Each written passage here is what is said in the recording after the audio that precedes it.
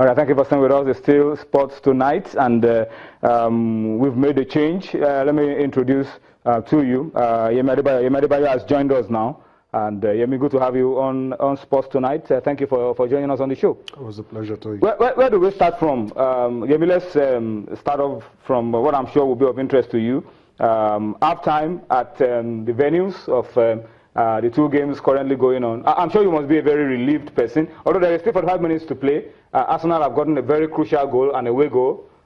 It could be crucial at the end of the day. But at halftime, Bayern Munich won, Arsenal won, Real Madrid won, Napoli won. Yeah, similar scorelines in both of the games. Surprise, surprise, in the game involving Real Madrid, they considered Benzema had to draw level for Real Madrid. I didn't see that coming against Lorenzo Insigne with the goal. Yeah, Insigne was surprising for me. I didn't see Napoli doing that.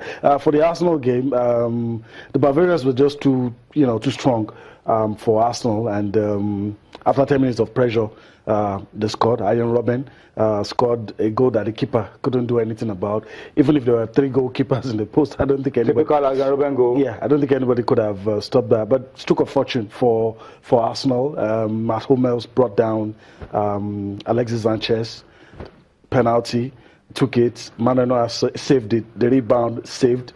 But then, third time of asking, Alexis got that goal, and that's why it's 1-1. And it's evenly poised right now as we speak. And I think for Arsenal, signs of good times, because they've gotten out at this stage in the last 5-6 editions, and they've always spoilt it with the first leg. And they've got a crucial away goal now, and that will count for something. And with the way they're playing, they might just be going away with something in this game. All right, so that's an interesting story, really. In that one, but let's flash back to what happened yesterday, Yemi. Let me get your thoughts very quickly. The game of the night was Paris Saint-Germain 4-0 whitewash of Barcelona, and ever since the reaction from Barcelona has been interesting. They believe that they can turn things around. They are still confident that, look, we can turn things around. I don't know what the stats say. I don't know, but. I can't remember the last time anybody came from 4 goals down. What I could remember is the game that had Deportivo and somebody. Yeah, 4-1. But that was 4-1. And then they won the return leg 4-0. But there's always a first time. Yeah, there's always and a if first you time. And if you'll be able to put your money on anyone doing it for the first time, you put it on not this Barcelona. You put it on Messi, Neymar, or Suarez. not this Barcelona. Not this Barca team. I mean, the midfield is not the midfield is not like the midfield of the Barca we used to know. I mean, Iniesta was a shadow of himself, and PSG totally dominated the midfield. I mean, Draxler, maybe Yemi and Arsene Wenger will be ruined why they've not been able to get a player of that quality in the midfield of any team. I mean, Draxler was something else. Matuidi, we all know him. Yeah.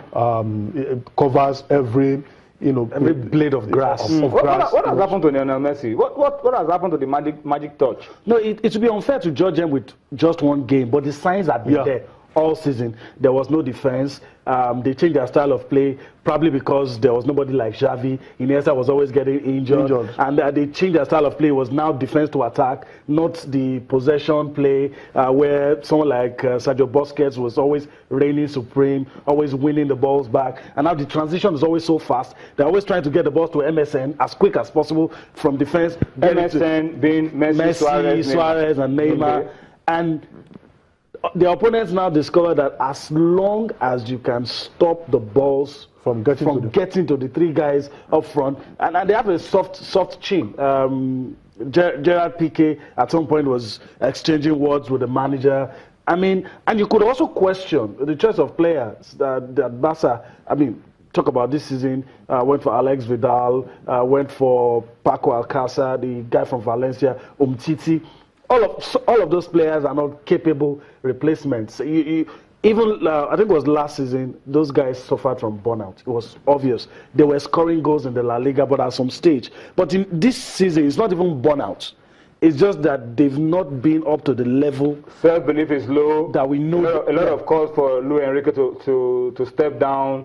A lot of interesting stories, really. But you know, if you coach Barcelona or Real Madrid, you are judged by how the other team is doing. So, I mean, Real are on top with, I think, 2 games to play. It looks like you're out of the Champions League. Everybody will call for your head.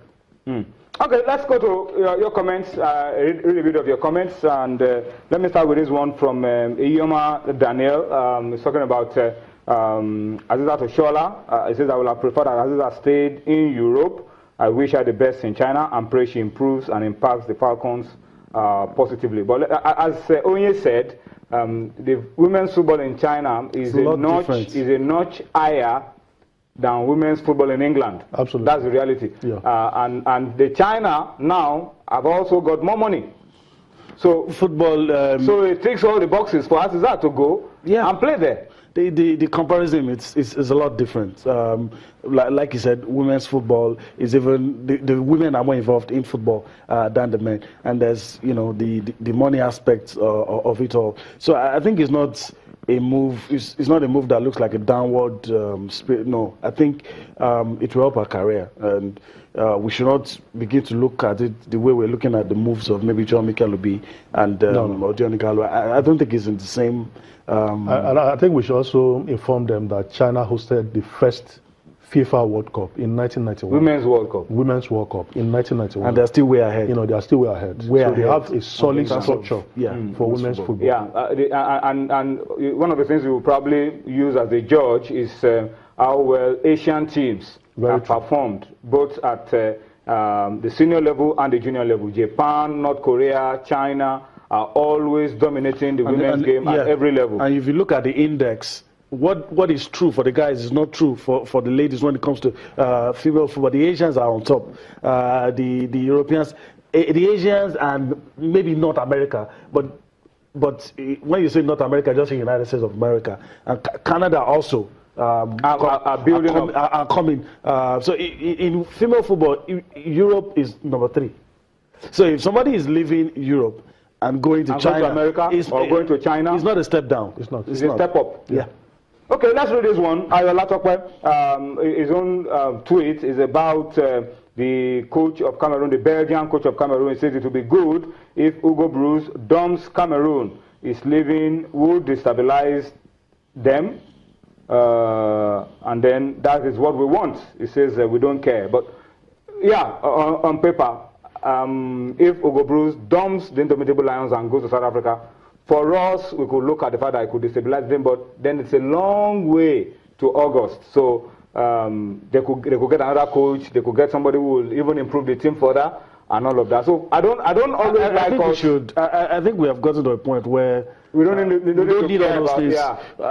I even want him to stay. If victory is sweeter when your opponents are prepared, but they still prepared. Yes, and have everything. But back in those days, when we used to celebrate, oh, this guy is not going to play, this one is injured. No, I want all their players, if they can go and bring Samuel Eto'o, bring him back. I don't care. But victory is sweeter when they have everything and you now go there, you do business. Because the motivation for us. And we also hear the coaches going around saying he needs 4 points from the Nigeria game. I don't know. Maybe he's sleeping. No. 4 points still keeps him 1 point behind Nigeria going into the last 2 rounds of games. So I don't know whether exactly 4 points to do the job for him. He's not getting anything. He's not getting anything. We pray he's not even going to get anything. But only it's an issue really around African football. We are unable to keep manage success. Remember Stephen Keshi was almost 2012 after he won the Nations Cup in 2013. What's the name of the Ivorian guy? The Ivorian will win and he can't stay. He needs to move on. So keeping your coach after a success is becoming something that doesn't happen too frequently on the African continent. I think the coaches knew what they went through. You are coaching a country as an expatriate, perhaps a lot of pressure, people trying to influence you. I know these foreigners, they don't want any form of interference whatsoever. They want to select their players. They want to be in charge. They want to be in charge. Take responsibility for success. They bring their assistants. And Africans sometimes they want to say, use this player. Why are you not using so player? He's doing well there.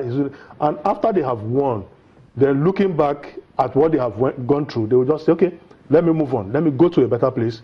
These people will value me. When you are newly employed in Africa, they want to give you everything you want. Then somehow along the line, all this interference will come to play. So, but for Hugo Broos, I think South Africans are more like their mentality is different. Close to you. Yeah, they have the structure. They allow you to do your work. And they are patient. And they are patient. So, and if you don't get it, they allow you go legally. They pay you off. So I think for him, it's a win-win situation. You are in West Africa. If you are old, you may not get your money. And I think the fans are less demanding in South Africa. Who told you? I think so. I think so. The average African fan is the same. No, they want your team to win every game. When I say less demanding, I'm not saying they go into football games without expectations. That's not what I mean. But they're less demanding. You try to consider how we here, maybe Ghana, Cameroon, the kind of pressure. Maybe because they're a multi-sport nation, their expectations not so high. Like for us, if they're not getting it from football, they could get it from cricket. Yes, football is all we have. You have to do. We went to the Olympics. We knew before we went there that the only thing we had going to that Olympics was football, and you had better do well. And so those expatriates see it as payback time. And I've not seen any foreign coach or whatever that achieves something with an African team and decides to stay. It's payback time. And they just walk away. All right, I think I want to agree with what you said, but let's see how things go. Still a long way off. We'll see how all of these things pan out at the end of the day.